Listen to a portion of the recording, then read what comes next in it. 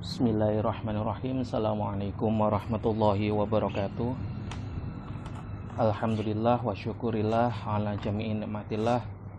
La haula wa la quwata illa billahil aliyil azim. Amma ba'd.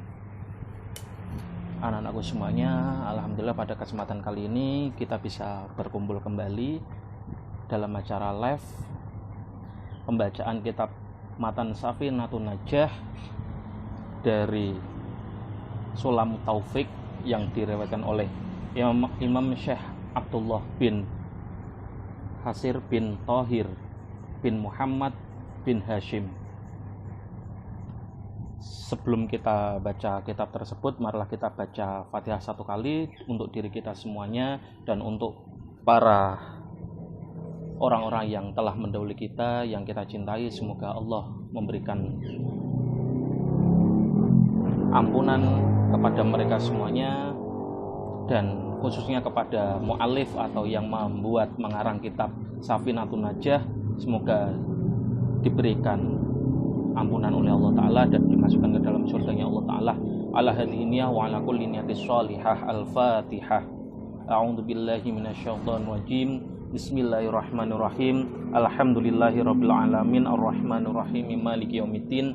Iyyaka na'budu wa iyyaka nasta'in. Ihdinas siratal mustaqim. Siratal ladzina an'amta 'alaihim ghairil maghdubi 'alaihim waladdallin. Amin. Bismillahirrahmanirrahim. Qala musannifu rahimahullah wa nafa'ana bihi wa bi ulumihi fid dharain. Amin amin ya rabbal alamin. Bismillahirrahmanirrahim. Syurutul ijza'i utawi pira-pira syarate cewek cukup al-hajari kelawan nganggo watu iku tamaniyatun ana 8. Siji ayakuna ing yen toh ana apa tamaniyah ana iku bitalasatil ahjari kelawan telu pira-pira watu wa ayyunaqqa lan arep yen toh bersihake sapa wong al mahallu ing panggonan al mahalla ing panggonan wa alla yajifa lan arep yen toh ora garing apa an-najsu najis wala yantaqila lan arep ora ngaleh apa najis wala yatara'a lan ora arep anyar teko alaihi ing atase najis apa akharu najis kang liya wala yujawi lan ora arep ngaliwati apa najis rasofhatahu ing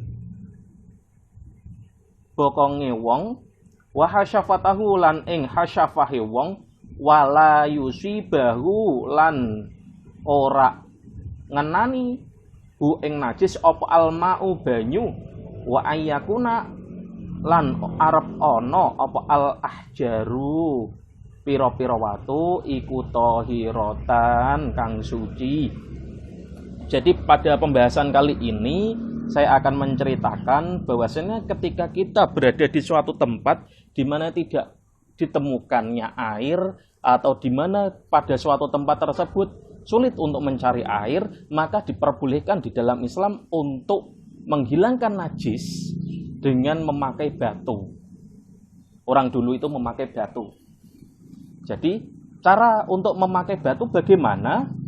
Itu di sini dijelaskan cara-cara untuk memakai batu cewek atau yang kita katakan adalah bersuci dari najis, dari kotoran depan, kubul ataupun dubur, kemaluan di depan ataukah yang keluar dari belakang, itu dengan 8 cara kalau kita memakai batu. Cara yang pertama kalau kita memakai batu harus dengan 3 buah batu.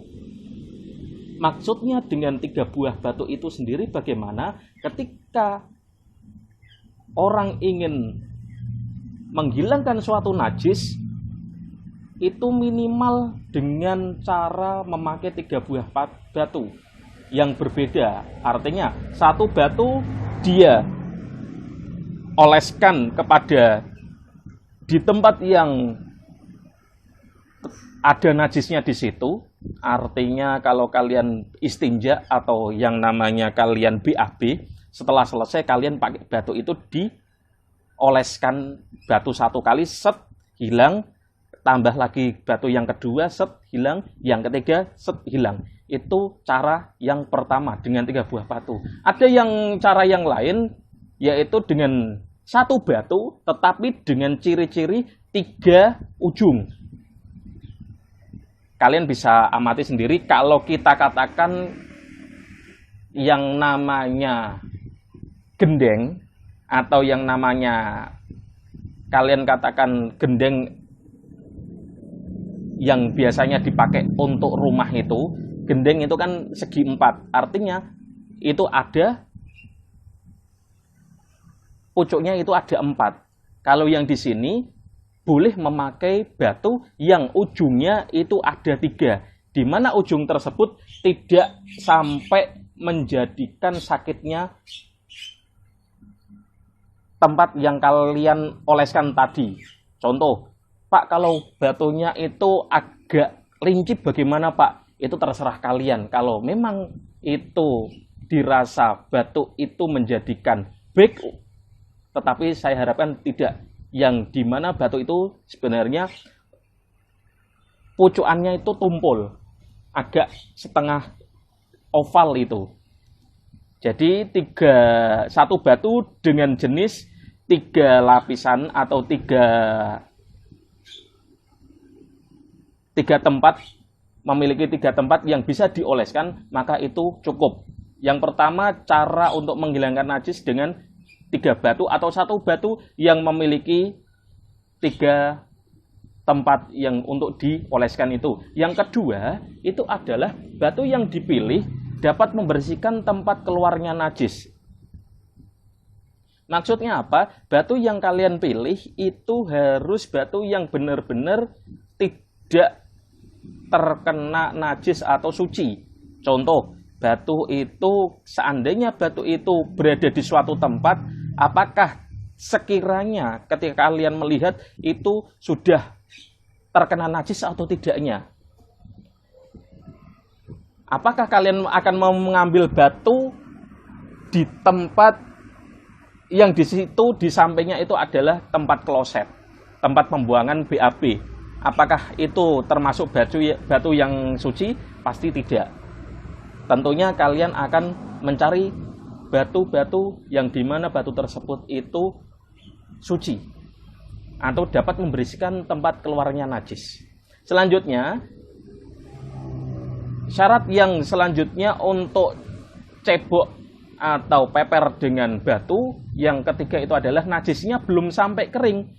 Ketika kalian mengeluarkan yang namanya najis, entah itu air seni ataukah BAB dari belakang, setelah kalian keluarkan selesai, maka sebelum najis itu kering, jadi kalian oleskan pada batu tersebut.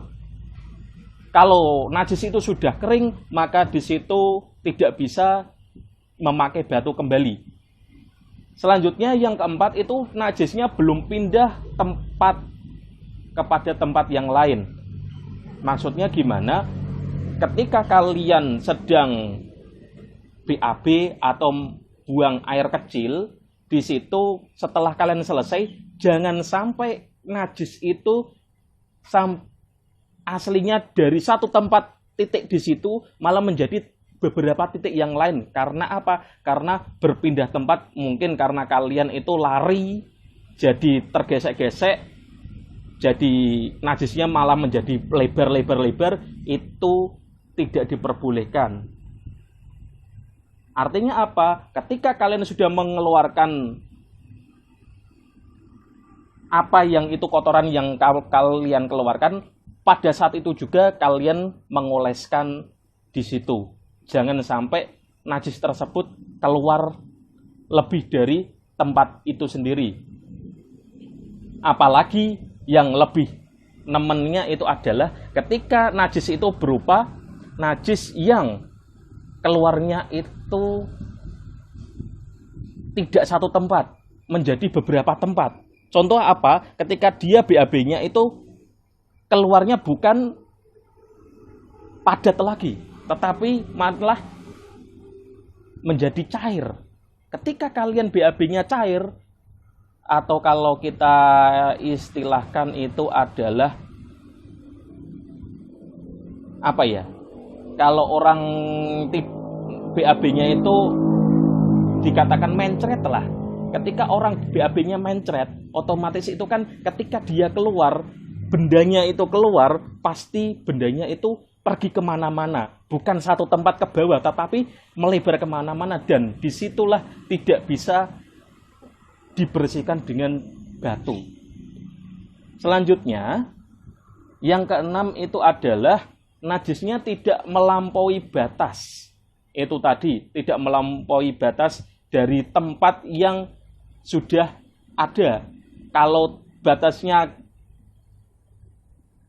dari dubur atau dari bokong itu ketika keluarnya batas di dalamnya itu jangan sampai melampaui batas. Maksudnya apa? Ya tadi, ketika saya contohkan orang yang mencret itu kan sudah melampaui batas dari yang keluar. Beda sekali ketika orang mencret dengan orang yang keluar dalam kondisi sudah mengeras. Otomatis beda. Selanjutnya, syarat yang selanjutnya itu adalah najis tidak terkena air. Jadi itu satu sama halnya dengan ketika najis itu jangan sampai terkena air. Ketika najis itu terkena air, maka pastinya dalam kondisi najis tersebut pasti malah pergi kemana-mana. Bukan satu titik lagi, tetapi menjadi beberapa titik lagi. Karena air itu akan mengalir ke bawah, ke bawah, ke bawah, sampai pada akhirnya najis tersebut menjadi lebih panjang tempat yang terkena najis. Selanjutnya yang kedelapan itu adalah batu yang digunakan itu pasti batu yang suci. Artinya ketika kita mengambil batu harus tahu batu yang kita ambil apakah tempat di situ benar-benar suci ataukah tempat itu tempat di mana kita rasakan itu pasti pernah terkena najis. Itulah tata cara untuk cebok atau cewok dengan batu. Kalau ketika kita rasakan, kalian akan merasakan hal ini apabila ketika kalian berada di suatu tempat. Contoh yang pernah saya alami itu adalah di puncak gunung, di mana di pegunungan atau di gunung tersebut tidak ada air sama sekali di atas. Lalu bagaimana cara untuk ketika kita buang air besar atau buang air kecil, apakah kita harus pakai apa? Maka dari itu di sini dijelaskan pakai batu. Tapi ketika tidak punya batu, maka ada cara-cara yang lain. Bisa pakai tisu, bisa pakai kayu, dan di situ boleh pakai sesuatu yang digunakan selain air dan batu itu ada. Nanti namanya bukan lagi istinja, bukan lagi ijza'ul hajar, tetapi istinja dengan cara menghilangkan najis dengan cara selain batu dan air itu ada. Kita lanjutkan pasal yang selanjutnya. Faslun ayhada utawi ikiku fasal suci. Furudul wudu'i utawi fardune wudu iku sitatun ana 6. Al awalu utawi kang kawitan iku an-niyatu niat. Atani utawi kang kaping pindho iku ghuslul wajhi basuh rai. Asalitu utawi kang kaping telu iku ghuslul yadaini basuh tangan loro ma'al mirfaqaini sertane sikut loro. Al-arabi utawi kang kaping papat iku mashu syai'in ngusap suwiji-wiji minar roksi saking sirah. Al-khamis utawi kang kaping 5 iku ghuslul rijlaini basuh sikil loro ma'al ka'baini sertane kemirin loro. Asadisu utawi kaping 6 iku at-tartibu tartib. Jadi hal ini perlu kalian ketahui terkait tentang fardunya wudu.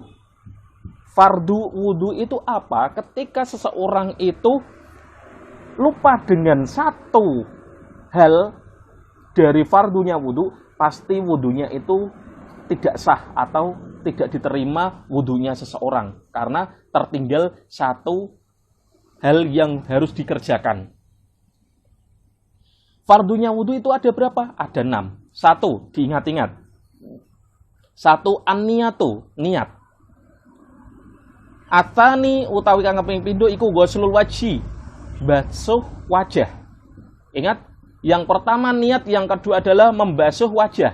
Dan pada saat ini juga saya sampaikan kepada kalian semuanya, yang namanya niat dan membasuh wajah itu harus satu bersamaan, saling bersamaan. Artinya ketika orang niat itu bukan lagi usolli fardul nawaitu wudu'a li raf'il hadasil dengan cara gosok-gosok tangan, itu salah. Tetapi yang benar itu adalah yang namanya niat di sini bersamaan dengan membasuh wajah. Artinya ketika dia niat adalah contohnya seperti ini. Nawaitu wudu'a li raf'il hadasil asghari fardhu lillahi ta'ala. Artinya dia niat bersamaan dengan membasuh wajah. Itulah cara di mana yang namanya fardunya wudu yang pertama. Pertama dan kedua itu harus bersamaan. Niat bersamaan dengan membasuh wajah. Lalu ketika kita berkaitan dengan membasuh wajah, batas-batas yang perlu kalian ketahui dari wajah itu sendiri itu apa? Saya sampaikan, yang namanya batas-batas yang perlu kalian tahu tentang wajah itu adalah yang pertama, yang perlu kalian basuh mulai dari sini, dari atas ke bawah sini, sampai depannya apa ini? Telinga, sampai ke bawah sini, sampai ke bawah sini. Ini adalah batas wajah kita. Artinya ketika kalian membasuh wajah, artinya dari atas, nawaitu wudu'a, kasihkan ke atas, terus tarik ke bawah. Ini tangannya, ingat di bawah ini ada tangan, langsung ke bawah. Jadi tangan di sini sampai ke bawah di sini. Ingat, itulah yang namanya membasuh wajah. Satu kali basuhan itu sampai kepada tangan jempolnya itu sampai ke bawah sini. Itu adalah membasuh wajah. Selanjutnya atalistu utawi kang kaping 3 itu ghuslul yadaini, basuh tangan loro. Ingat, ma'al mirfaqaini sampai kepada sikut. Jadi yang ketiga, poin yang ketiga itu adalah fardunya wudu itu adalah tangan sampai ke sikut. Jadi ketika kita tekuk di sini atau kita lipat di sini, maka kita akan menemukan posisi sikut itu di mana. Akan tetapi posisi sikut itu jangan sampai kalian ketika membasuh di sini, ketika kalian membasuh di sini, jangan sampai pas dengan sikut itu. Karena yang namanya membasuh sampai sikut itu kita tidak tahu batas-batasannya sampai mana. Akan tetapi saya sampaikan lebih baiknya adalah ketika kalian membasuh sampai sikut itu lebihkan. Jadi dari sini sampai sikut sudah kelihatan, dilebihkan sedikit. Entah itu lebihnya 2 cm atau 1 cm atau 3 cm terserah. Yang penting jangan sampai dipaskan. Apalagi ketika kalian yang laki-laki ataupun yang perempuan biasanya pakaiannya itu nyetrit, akhirnya tangannya itu tidak bisa dibuka sampai segini biasanya, akhirnya dia wudunya sampai segini saja. Itu adalah sesuatu yang salah fatal. Artinya ketika dia tahu kalau itu adalah wudu yang salah, maka apakah sholatnya dia diterima atau tidaknya? Wallahu a'lam. Pastinya yang namanya wudu itu harus pada sampai sikut. Dan sikut itu saya katakan batasnya segini, tetapi jangan sampai batas segini, tetapi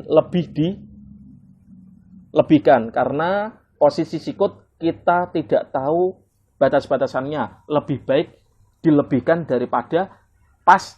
Jangan-jangan posisi pasnya kita tidak sesuai dengan pasnya yang diinginkan oleh Allah Ta'ala.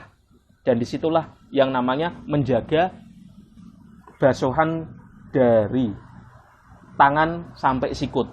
Selanjutnya, ar-rabi utawi kang kaping 4, fardunya wudu yang nomor 4 itu adalah masku syai'in, ngusap suwiji-wiji minar roksi saking sirah. Jadi yang nomor 4 itu adalah mengusap. dari beberapa rambut di sirah atau kepala. Sekarang perlu saya sampaikan kepada kalian bedanya antara mengusap dan membasuh. Kalau tangan, kalau wajah itu membasuh. Tetapi ketika kalian melihat dari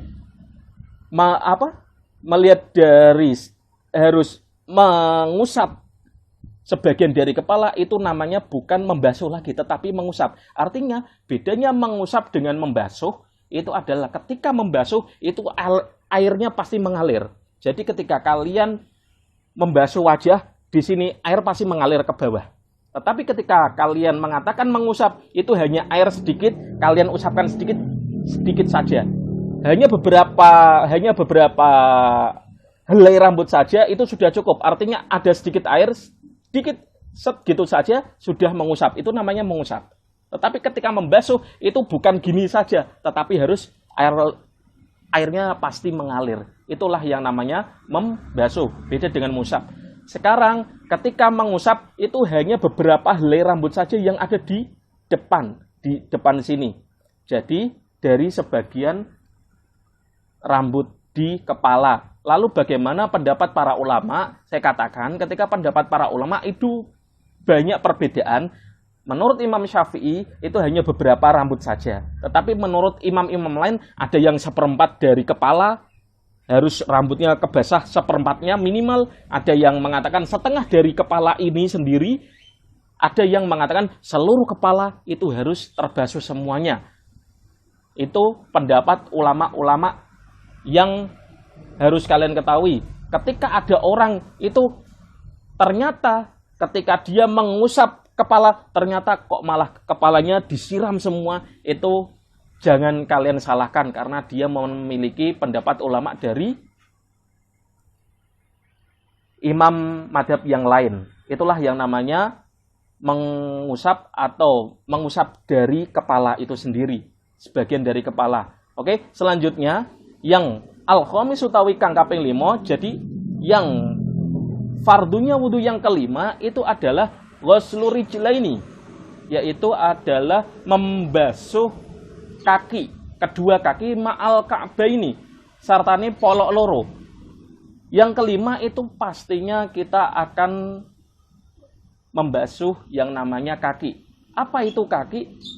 Batas-batasnya seperti apa? Jadi kalian lihat sendiri ketika kaki kalian itu ada mata kaki yang ada di atasnya kalian, itu batasannya kaki itu sampai mata kaki itu sendiri. Tetapi saya sampaikan kepada kalian semuanya, untuk kehati-hatian kita dalam berwudu, jangan sampai kita wudu mengusap kaki hanya batasannya saja, sampai batasannya mata kaki saja. Akan tetapi kita lebihkan sedikit, paling 2 cm atau 3 cm dari batas itu sendiri. Karena saya ingatkan kembali bahwasannya ketika orang itu sampai pada batasannya saja, itu antara dia diterima atau tidaknya itu tidak tahu, karena Allah sendiri yang lebih tahu batasannya sampai mana. Oleh karena itu lebih baik kita lebihkan, itu menjadi kesunahan daripada kita pas ternyata kurang apa yang diinginkan oleh Allah Ta'ala. Itu adalah batasan yang kelima. Selanjutnya yang keenam itu adalah at-tartibu, tartib, artinya harus urut. Ketika orang yang berwudu itu dari niat bersamaan dengan membasuh wajah, lalu tangan sampai ke pergelangan ke siku. Jadi dalam siku tersebut jangan sampai pada siku saja, tetapi lebihkan. Selanjutnya mengusap kepala, mengusap sebagian dari kepala, artinya rambut di depan di sini hanya beberapa helai rambut saja. Kalau orang yang botak atau orang yang tidak punya rambut itu bagaimana Pak? Seperti halnya Deddy Corbuzier itu, bagaimana kalau mengusap kepalanya Pak? Ya dikira-kira saja. Dibayangkan kalau di depannya sini itu ada helai rambut, diusap saja, itu saja. Itu sudah cukup. Lalu Selanjutnya adalah kaki. Kaki sampai pada mata kaki. Saya sudah sampaikan berulang kali, jangan sampai pas, tetapi dilebihkan. Minimal 2 cm atau 3 cm. Itu menjaga diri kita agar supaya apa yang ditentukan oleh kriterianya itu cukup. Yang terakhir itu adalah tartib. Lalu bagaimana, ada yang mengatakan bagaimana dengan orang yang mengusap telinga, Pak? Membasuh atau mengusap telinga itu, Pak? Sebenarnya telinga itu kalau kita ketahui menurut fikih yang namanya fardunya wudhu, telinga itu bukan lagi fardu, tetapi mengusap telinga itu adalah kesunahan saja. Tetapi saya sampaikan kepada kalian semuanya, kalau sunnah itu lebih baik dikerjakan. Toh itu kesunahan mendapatkan pahala. Kalau kalian tidak dikerjakan, itu adalah umumnya orang Indonesia biasanya itu mengusap telinga itu sendiri. Maka ketika kalian tidak mengusap telinga, dikira malah ada aliran baru, aliran terbaru. Pas wudhu orang gawa telingane diusap-usap. Itu adalah sesuatu cara yang salah. Lebih baik ya sekira-kiranya orang ketika wudhu ada kesunahan yang dilakukan oleh orang tersebut, yaitu mengusap telinga, ngumumi orang-orang lainnya. Itulah hal-hal yang bisa saya sampaikan tentang terkait dengan syarat. Yang pertama adalah syarat untuk cewok atau cebok dengan batu apabila tidak ditemukan air. Ketika kalian berada di suatu tempat di puncak gunung atau bagaimanapun itu sangat riskan dan sangat tidak mungkin untuk mendapatkan air. Bagaimana cara untuk membersihkan najis itu sendiri tadi. Yang kedua itu adalah tentang fardunya wudhu. Fardu sesuatu hal yang dimana ketika orang itu berwudhu itu harus dikerjakan semuanya. Kalau tidak ada yang dikerjakan salah satu saja tertinggal, maka orang wudhu itu sendiri batal wudhunya. Dan bagaimana sholatnya? Wallahu a'lam, pastinya tidak diterima atau tidak sah. Karena wudhunya batal, pasti keseluruhannya itu juga batal semuanya. Kurang dan lebih mohon maaf. Kita baca doa kafaratul majlis dulu. Bismillahirrahmanirrahim. Subhanaka Allahumma wa bihamdika asyhadu an la ilaha illa anta astaghfiruka wa atubu ilaik. Wallahul muwaffiq ila aqwamit thoriq. Wassalamualaikum warahmatullahi wabarakatuh.